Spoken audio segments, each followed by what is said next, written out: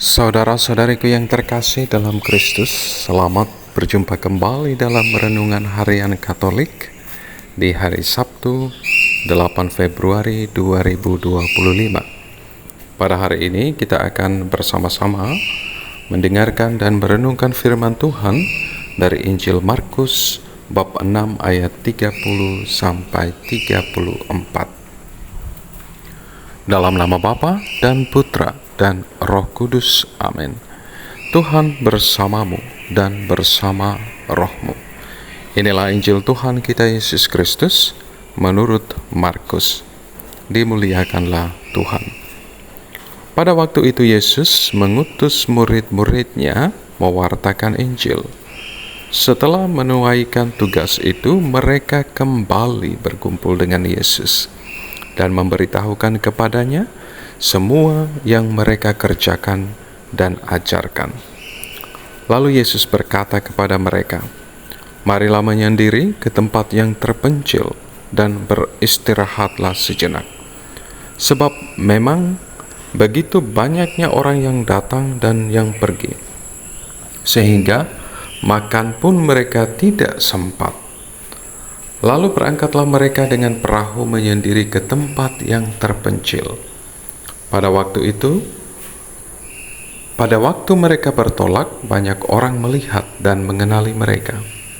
Dengan mengambil jalan darat, bergegas-gegaslah orang dari semua kota ke tempat itu, sehingga mendahului mereka. Ketika mendarat, Yesus melihat orang banyak berkerumun, maka tergeraklah hatinya oleh belas kasihan kepada mereka, karena mereka seperti domba yang tidak mempunyai gembala. Lalu mulailah ia mengajarkan banyak hal kepada mereka. Demikianlah Injil Tuhan. Terpujilah Kristus. Saudara-saudariku yang terkasih dalam Kristus, setelah melaksanakan tugas perutusan yang diamanatkan oleh Tuhan Yesus, para murid kemudian kembali berkumpul bersama dengan Tuhan Yesus. Mereka secara pribadi men-sharingkan pengalaman pribadi mereka, apa yang mereka ajarkan dan bagaimana tentu Allah terlibat penuh dalam karya perutusan mereka. Dan Yesus pun lalu mengajak mereka untuk beristirahat, untuk memiliki waktu hening bersama Dia dan dengan Allah. Saudara-saudariku yang terkasih dalam Kristus, tentu hal ini menjadi menarik untuk setiap kita murid-murid Kristus zaman ini, yang untuk kita hidupi dalam karya perutusan kita setiap hari.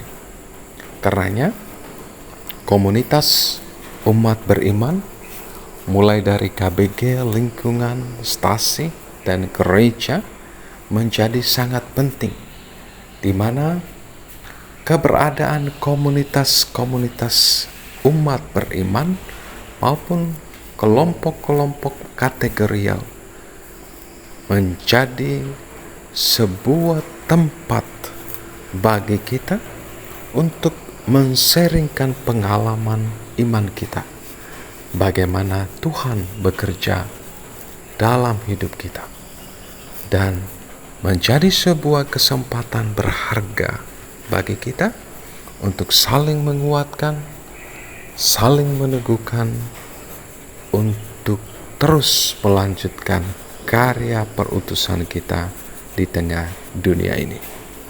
Saudara-saudariku yang terkasih dalam Kristus, selain itu, dalam melaksanakan tugas karya perutusan kita di tengah dunia ini, kita juga harus memiliki waktu pribadi, waktu hening untuk ada bersama Tuhan sendiri, supaya kita kembali menimba kekuatan, supaya kita semakin dalam memahami kehendaknya di dalam hidup kita. Saudara-saudariku yang terkasih dalam Kristus, mari kita terus jaga persatuan, persaudaraan kita sebagai orang-orang yang percaya kepada Kristus dalam tugas karya perutusan kita di tengah dunia ini, dan mari tetap tinggal bersama Tuhan, tetap tinggal berakar di dalam Dia, menimba kekuatan dari Dia untuk terus melanjutkan tugas karya perutusan kita di tengah dunia ini. Berkat Tuhan beserta kita sekalian, Bapa, Putra, dan Roh Kudus. Amin.